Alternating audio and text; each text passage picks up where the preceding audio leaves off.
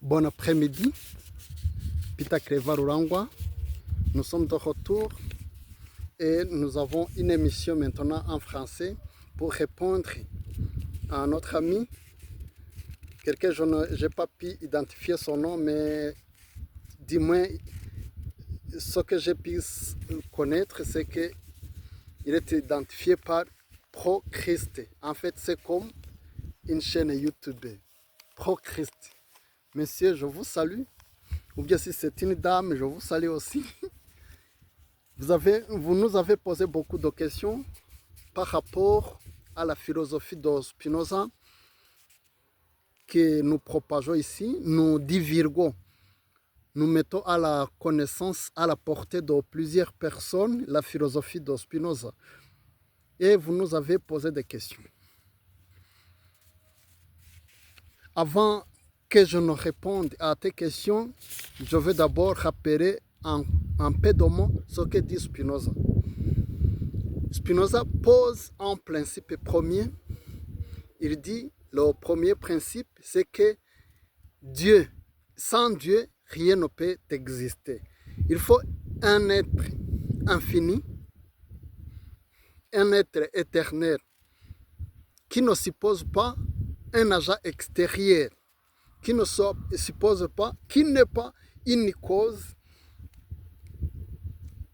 extérieure, qui n'est pas verbavoir, qui n'est pas un agent causal. En latin, comme il a écrit son livre d'éthique en latin, il a dit causa sui, cause de soi. En fait, il dit que Dieu doit être cause de soi. Et puis, mathématiquement ou bien géométriquement, comme même le livre s'intitule, le titre original du titre c'est l'éthique démontrée suivant l'ordre, ou bien l'éthique démontrée selon l'ordre géométrique. C'est que l'ordre, en fait, il pose un principe général et puis il va tirer des conclusions.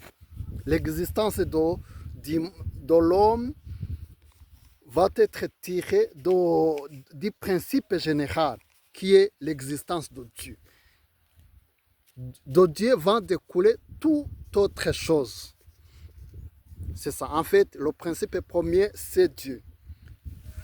Je peux sauter directement, dire et répondre. Tu as dit quelque part que si Dieu est comme l'univers, si Dieu est l'univers, ou Dieu est la nature, et que Dieu n'est pas libre, Dieu ne peut pas choisir, Dieu ne peut pas aimer, en fait, ça contredit tout ce que l'on connaît sur Dieu.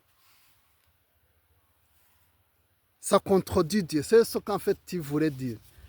Oui, tu peux dire que ça contredit, même ça va contredire bien sûr l'idée que nous avions de Dieu. Puisque dans les religions, n'importe laquelle, nous avons toujours pensé que Dieu est une personne, sujet à la liberté. Une personne qui peut choisir, une personne qui peut aimer, une personne qui peut récompenser. En fait, nous avons toujours eu l'idée de Dieu façonnée par rapport à nous-mêmes. Mais Spinoza amène quelque chose de nouveau. Il dit que Dieu ne va pas être comme une personne humaine. Dieu, en fait, n'est pas une personne. Dieu ne va pas aimer. Dieu ne peut pas aimer. Dieu ne peut pas choisir.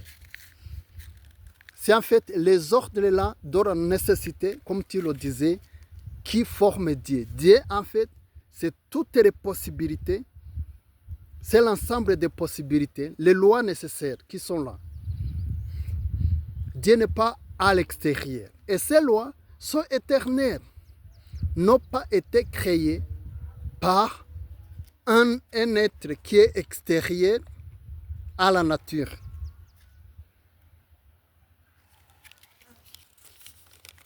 Et puis, par là de la liberté, nous avons dit aussi, tu as dit aussi que Dieu, non, que l'homme, considéré comme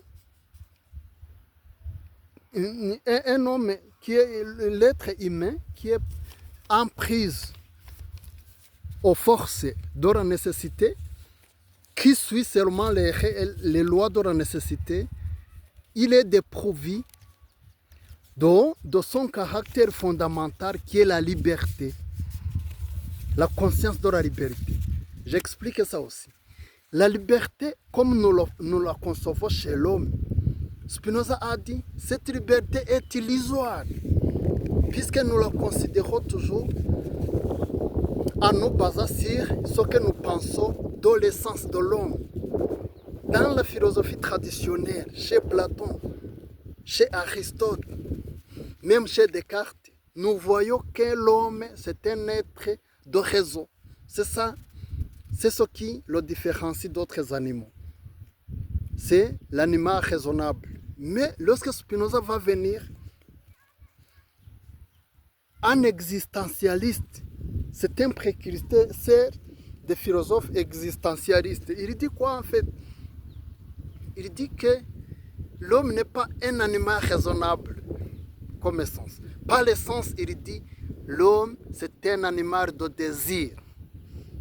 Il dit, même si tu regardes les gens, comment ils se comportent, ce qu'ils appellent bien ou mal, ce sont les choses qui sont en désaccord avec leur désir d'exister surtout, le désir d'exister. Pour utiliser son terme, il utilise le terme de conatus, le désir d'exister, qui est conscient chez l'homme.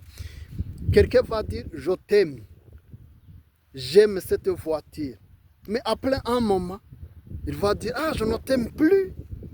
Alors que tu n'as pas peut-être changé. Alors que c'est seulement le désir. Ce que tu aimes, ce qui t'attire, tu vas dire c'est bien. Ce qui n'augmente pas ton pouvoir d'exister, ce qui ne t'attire pas, tu vas dire que c'est mal. Ça, c'est dans la philosophie de Spinoza.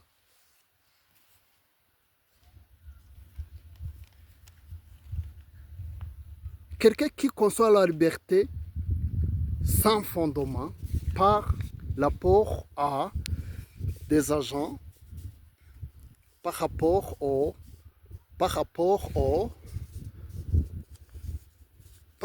à une illusion qui s'est constituée, qui ne sait pas ce qui le pousse, qui est poussé par le désir, mais lorsqu'il ne connaît pas son désir, lorsqu'il ne connaît pas que c'est le désir qui le pousse, il va dire, ah, moi je suis libre.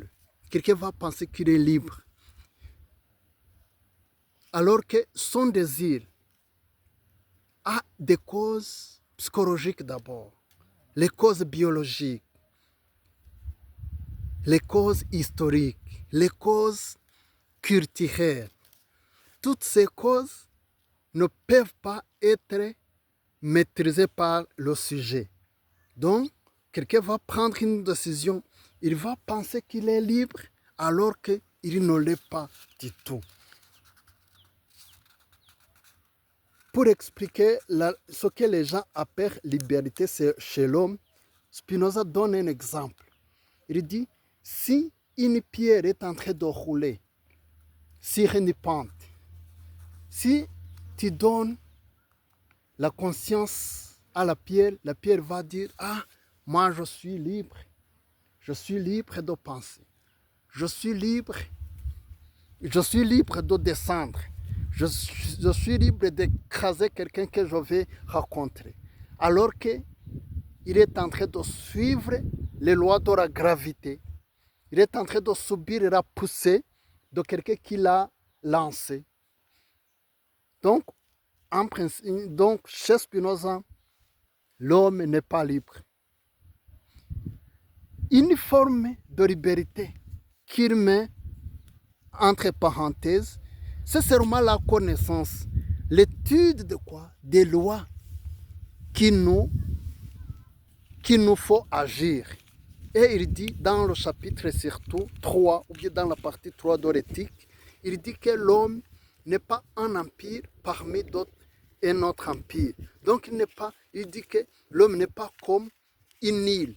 L'homme suit les lois de l'univers. Merci, je te remercie. Et s'il y a d'autres questions, tu peux toujours les poser. Urakoze.